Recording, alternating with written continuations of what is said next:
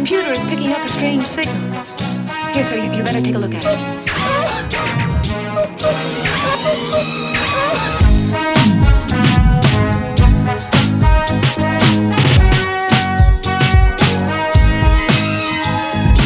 Hello, and welcome to episode 115 of Life Through a Prism with your host, Rob Tierney.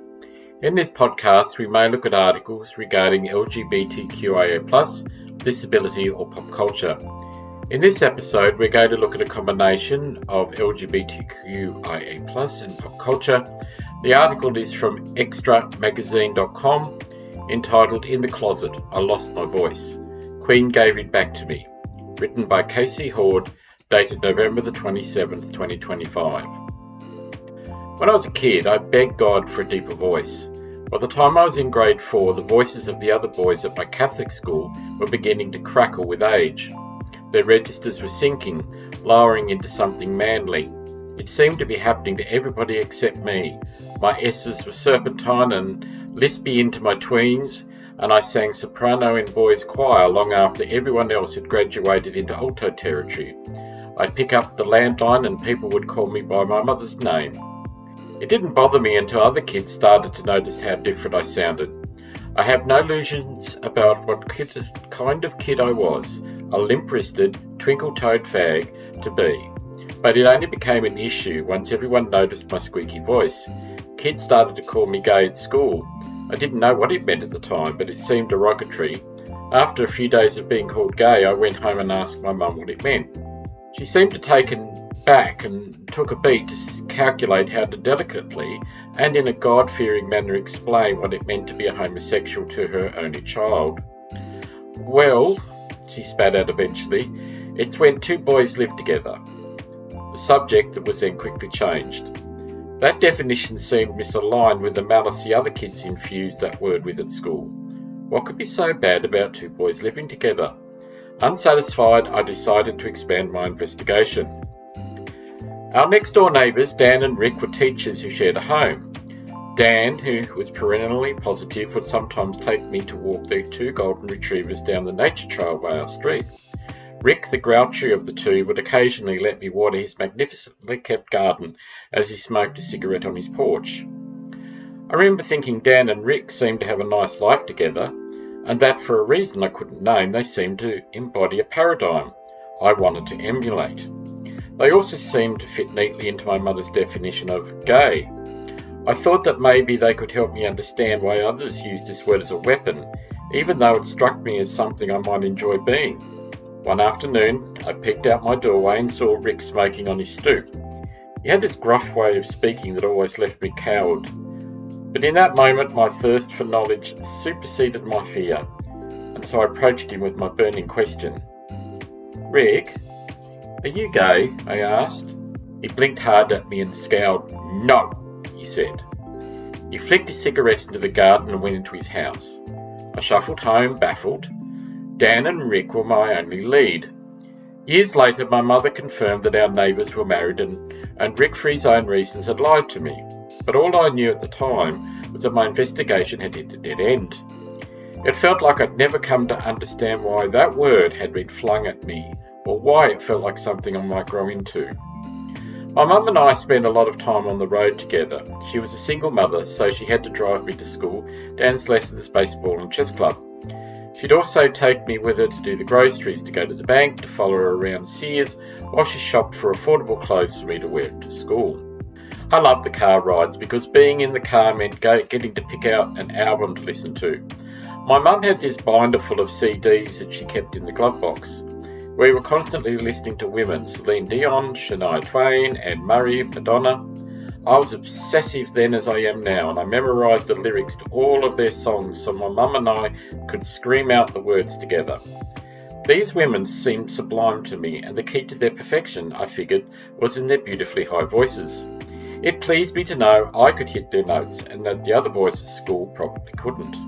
Shortly after Rick dismissed me on the porch, I was rifling through my mother's binder and found myself drawn to a maroon disc.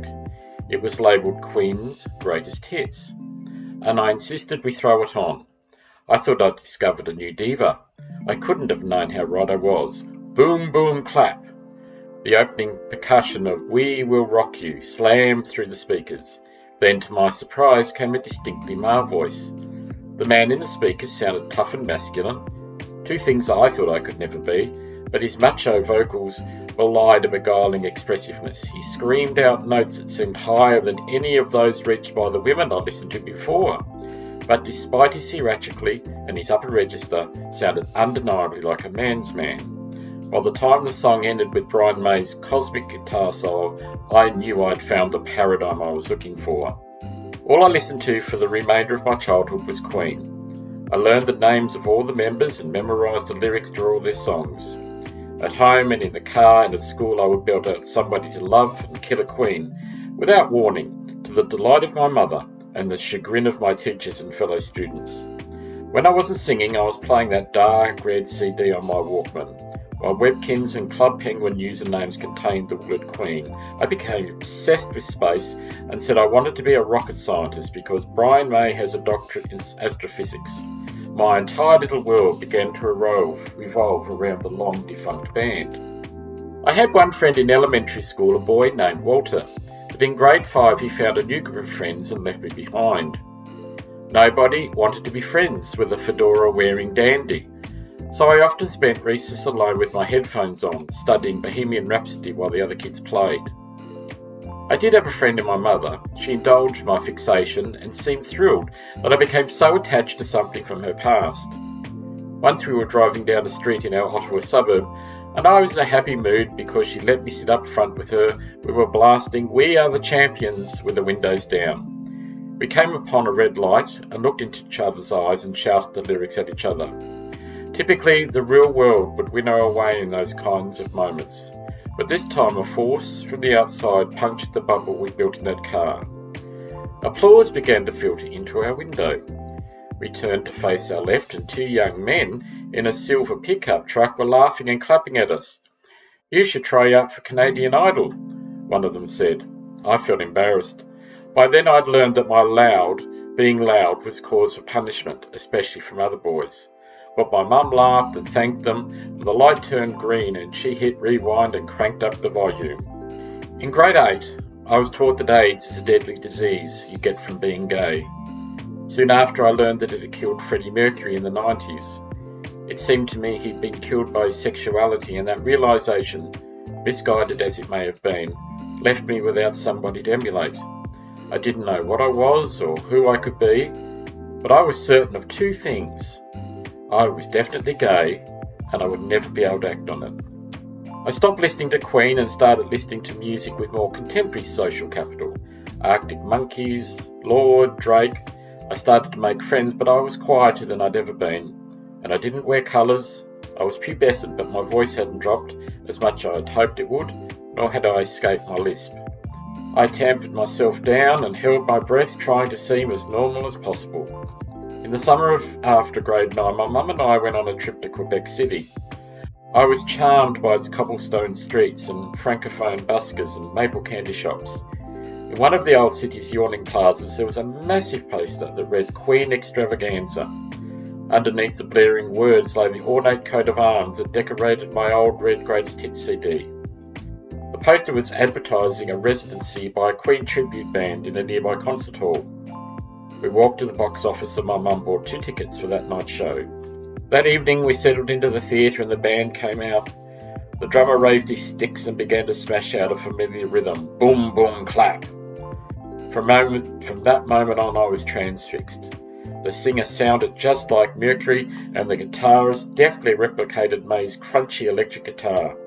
I felt like I was back in that front seat on that suburban road. They ended on "We Are the Champions." My mum put her arm around me and we howled out the words. Though I couldn't hit the notes I used to, it was liberating to expel all that air from my lungs. Is there a band or singer or song that was pivotal in helping you work out the real you? We'd love to hear about it. Till next time, take care and bye for now.